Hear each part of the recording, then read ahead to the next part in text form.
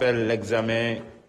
du projet de loi de résolution de mise en accusation devant la Haute Cour de justice de l'ancienne ministre Salimata Diop. Monsieur Diouf, merci de nous donner lecture. Merci, Monsieur le Président. Monsieur le Président, Monsieur le Ministre, chers collègues, je m'en vais vous lire le présent rapport tel que le Président de l'Assemblée nationale l'a demandé. La Commission des lois, de la décentralisation du travail et des droits humains s'est réunie le vendredi 2 mai 2025 sous la présidence de M. Abdoulaye Tall, président de la dite commission, à l'effet d'examiner le projet de résolution portant mise en accusation devant la Haute Cour de justice de Mme Salimata Diop, ancien ministre de la Femme, de la Famille, du Genre et de la Protection des enfants. Ouvrant la séance, Monsieur le Président a informé que le Président de l'Assemblée nationale a été saisi par M. Ousmane Diagne, ministre de la Justice, garde des Sceaux, par lettre en date du 14 avril 2025 ayant pour objet la poursuite pénale à l'encontre de Mme Salimata Diop, ancien ministre de la République. Cette correspondance a cité le rapport de la Cour des comptes qui a révélé que le ministère de la Femme, de la Famille, du Genre et de la Protection des enfants, MFFGPE, avait reçu une enveloppe de 150 millions de francs CFA au titre du Fonds de riposte et de solidarité à la Covid-19. Ce document a montré que les justificatifs de dépenses d'un montant de 36 147 500 francs supposés avoir été réalisés étaient les mêmes que ceux qui avaient été produits pour les opérations de la Caisse et des secours. Sur ce point, le rapport a aussi indiqué que des aides et secours avaient été versés à des personnes ayant les mêmes prénoms et noms de famille, avec des numéros de carte nationale d'identité similaires et parfois les mêmes adresses pour des montants différents, arrêtés à la somme de 52 223 000 francs CFA. Entendu par les enquêteurs, le DAGE du ministère a soutenu que certains de ces supposés bénéficiaires étaient en réalité des fournisseurs. Il a mentionné qu'une partie de ce montant avait servi au paiement de ces derniers et qu'une autre partie, s'élevant à la somme de 22 367 300 francs CFA, avait été distribuée à titre d'appui financier au profit des agents du département sur décision de l'autorité. Entre guillemets. Il avait toutefois reconnu que ces derniers étaient initialement prévus pour la prise en charge des opérations de retrait des enfants de la rue. En outre, pour les pièces relatives à cette caisse d'avance dont la sincérité est ainsi mise en cause, la Cour des comptes avait relevé que l'utilisation d'un montant de 4 828 700 francs CFA n'avait pu être justifiée. De plus, le directeur du Centre Éducation spécialisée d'expression et des loisirs, la trésorière du GIE, Lautao, le directeur administratif et commercial de Dakaractu et la coordonnatrice administrative du SAMU social ont affirmé n'avoir signé chacun qu'une seule décharge et ignoré la provenance des autres pièces qui leur sont attribuées et qui ont été produites par le DAGE. D'autres paiements ont également été effectués au profit de tiers rattachés frauduleusement à des structures ou à des agents à leur insu avec imitation de signature et usage de fausses références de carte nationale d'identité. L'enquête a aussi révélé des prêts octroyés à des tiers non remboursés. Par la suite, un employé de commerce ayant été entendu a souligné avoir vendu au ministère 2 climatiseurs. L'enquête a révélé que ces appareils avaient été livrés au domicile du ministre de la Femme, de la Famille, du Genre et de la Protection des enfants. Le DAGE a, en outre, déclaré avoir toujours agi avec l'aval écrit et parfois verbal du ministre Salimata Diop pour effectuer des décaissements. Il a reconnu avoir usé de fausses décharges confectionnées par le chef du bureau de suivi de la direction de l'administration générale et de l'équipement du ministère pour justifier des dépenses non répertoriées, mais qui avaient en réalité été exécutées sur instruction du ministre.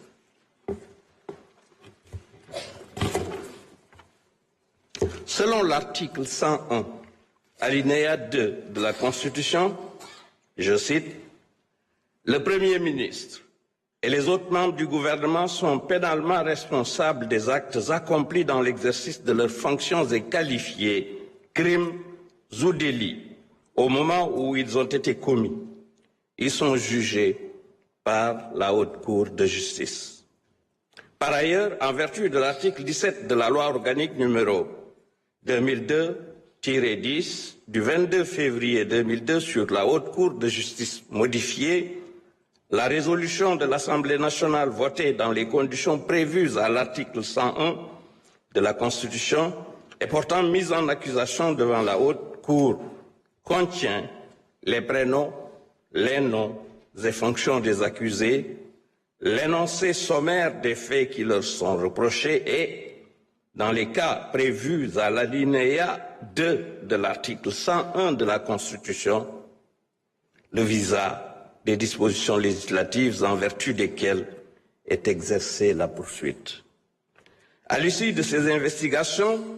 des présomptions graves et concordantes justifient l'ouverture d'une procédure d'instruction contre Madame Salimata Diop du chef de complicité de détournement de deniers publics d'un montant de 57 062 000 francs CFA, fait prévu par les articles 45-3, 46, 152 du Code pénal et 140 du Code de procédure pénale. En raison de toutes ces considérations, Monsieur le ministre de la Justice, garde des Sceaux, a demandé, conformément aux dispositions citées ci-dessus, sa mise en accusation devant la Haute Cour de justice. Prenant la parole, certains commissaires ont jugé légitime et fondé l'examen du présent projet de résolution portant mise en accusation de l'ancien ministre Salimata Diop, dont les faits susmentionnés militent en faveur de son adoption. Parallèlement, il faut noter que les enquêtes de la Division des investigations criminelles ont révélé que le DAGE du ministère a déclaré avoir agi sur instruction de son ancien ministre de tutelle, en l'occurrence Madame Salimata Diop, pour effectuer des décaissements frauduleux. Sur ce, ils ont indiqué que, compte tenu de sa qualité d'ordonnateur des crédits, Madame Salimata Diop doit répondre à la justice afin d'apporter la lumière sur les présomptions graves de complicité de détournement de deniers publics d'un montant de 57 062 000 francs CFA qui pèsent sur sa personne. Enfin, Monsieur le Président a procédé à la lecture du projet de résolution concernant l'ancien ministre Salimata Diop. Le dit projet est annexé au présent rapport. Au regard de ce qui précède, les membres de la Commission des lois de la décentralisation, du travail et des droits humains ont adopté à la majorité le projet de résolution portant mise en accusation devant la Haute Cour de justice de Mme Salimata Diop, ancien ministre de la Femme, de la Famille, du Genre et de la Protection des enfants. Il vous demande d'en faire autant s'il ne soulève de votre part aucune objection.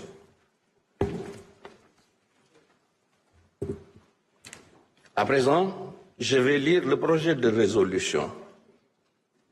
Projet de résolution portant mise en accusation devant la Haute Cour de justice de Mme Salimata Diop, ancien ministre de la Femme, de la Famille, du Genre et de la Protection des enfants. La Commission des lois, de la décentralisation, du travail et des droits humains, après avoir délibéré en sa séance du 2 mai 2025, a adopté à la majorité le projet de résolution dont la teneur suit. Considérant que par lettre référencée numéro 000-286/MJ/CAB/DC, en date du 14 avril 2025, le garde des Sceaux, ministre de la Justice, a saisi le président de l'Assemblée nationale d'une requête aux fins de mise en accusation de Mme Salimata Diop, ancien ministre de la Femme, de la Famille, du Genre et de la Protection des enfants devant la Haute Cour de justice. Considérant que, dans le cadre du traitement du rapport relatif à la gestion du Fonds de riposte et de solidarité à la Covid-19 établi par la Cour des comptes, des enquêtes ont été diligentées. Considérant que par lettre référencée numéro 0114/PDGK du 8 avril 2025, Monsieur le procureur général près de la Cour d'appel de Dakar a transmis au garde des Sceaux, ministre de la Justice, le procès-verbal numéro 567/D/BAG en date du 18 juillet 2025 de la Division des investigations criminelles afférentes au ministère de la Femme, de la Famille, du Genre et de la Protection des enfants, MFF-GPE. Il convient d'abord de relever que le rapport de la Cour des comptes révèle que le ministère a reçu une enveloppe de 150 millions de francs CFA. Considérant que ce montant était logé dans un compte ouvert dans les livres de la Banque Crédit du Sénégal, le rapport soulignait que les justificatifs de dépenses d'un montant de 36 147 500 francs CFA supposés avoir été réalisés étaient les mêmes que ceux qui avaient été produits pour les opérations de la Caisse Aide et Secours. Le rapport précisait en outre que des aides et secours avaient été versés à des personnes ayant les mêmes prénoms et noms de famille avec des numéros de carte nationale d'identité similaires et parfois les mêmes adresses pour des montants différents évalués au total à la somme de 52 223 300 francs CFA. Entendu par les éléments enquêteurs, le DAGE a soutenu que certains de ces supposés bénéficiaires étaient en réalité des fournisseurs. Il a indiqué qu'une partie de ce montant avait servi au paiement de ces derniers et qu'une autre, s'élevant à la somme de 22 367 300 francs CFA, avait été distribuée à titre d'appui financier au profit des agents du ministère sur décision de l'autorité, entre guillemets. Il reconnaissait que ces dépenses étaient initialement prévues pour la prise en charge des opérations de retrait des enfants de la rue. Relativement toujours à cette caisse d'avance, outre les pièces dont la sincérité était ainsi mise en cause, la Cour des comptes avait relevé que l'utilisation d'un montant de 4 828 700 francs CFA n'avait pu être justifiée. En conclusion,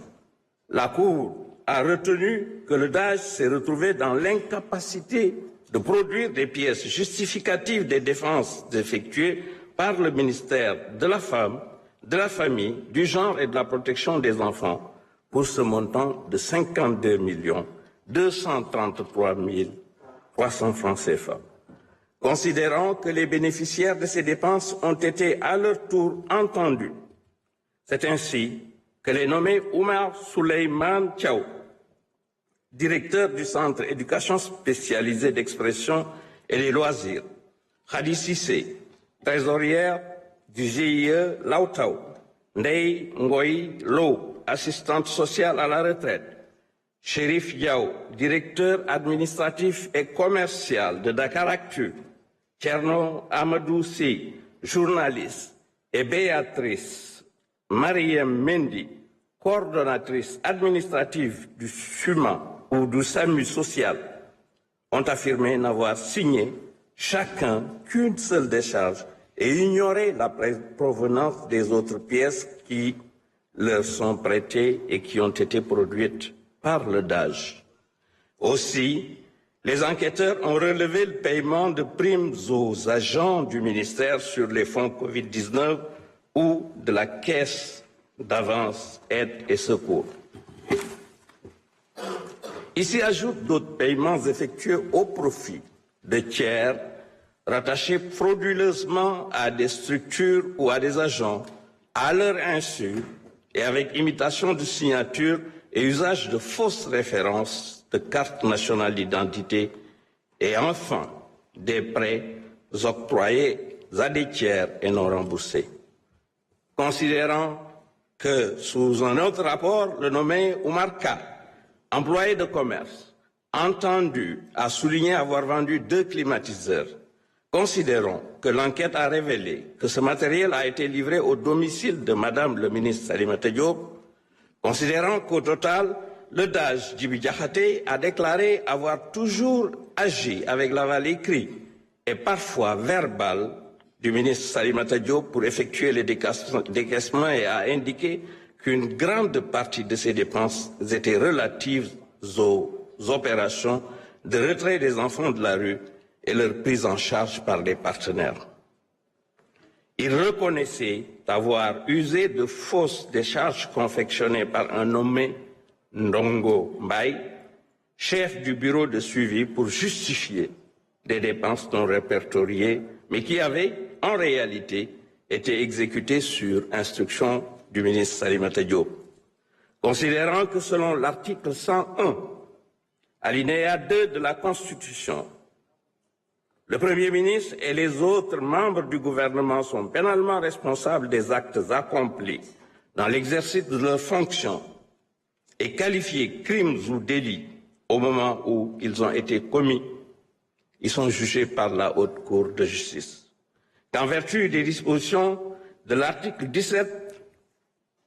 de la loi organique numéro 2002-10 du 22 février 2002 sur la Haute Cour de justice, les poursuites sont exercées suite à la résolution de l'Assemblée nationale votée dans les conditions prévues à l'article 101 de la Constitution et portant mise en accusation devant la Haute Cour de justice. Considérons que les faits ci-dessus révélés laissent apparaître des présomptions graves et concordantes d'association de malfaiteurs, de faux et d'usage de faux en écriture privée, de commerce ou de banque, de détournement de deniers publics, d'escroquerie portant sur des deniers publics et de complicité de ses chefs contre Madame Salimata Diop, ancien ministre de la Femme, de la Famille, du Genre et de la Protection des Enfants, considérant que lors de la commission de ces faits relatés dans le rapport de la Cour des comptes, Salimata Diop exerçait des fonctions ministérielles. Considérant que ces faits sont punis par les articles 238, 239, 152, 153, 45, 46, 135, 136 du Code pénal, 140 du Code de procédure pénale et la loi 2024-08 du 14 février 2024 relative à la lutte contre le blanchiment de capitaux, le financement du terrorisme et la prolifération des armes de destruction massive, abrogeant et remplaçant la loi numéro 2018-03 du 23 février 2018 relative à la lutte contre le blanchiment de capitaux et le financement du terrorisme, que de tels faits méritent d'être portés devant la Haute Cour de justice. Décide de la mise en accusation devant la Haute Cour de justice de Mme Salimata Diop, ancien ministre de la Femme, de la Famille, du Genre et de la Protection des enfants, conformément à l'article 101 de la Constitution 17 et suivant de la loi numéro 2002-10 du 22 février 2002 portant loi organique sur la Haute Cour de justice modifiée. Je vous remercie, chers collègues. Mes chers collègues, je suspends la séance pour 10 minutes. Nous allons reprendre à 12 heures.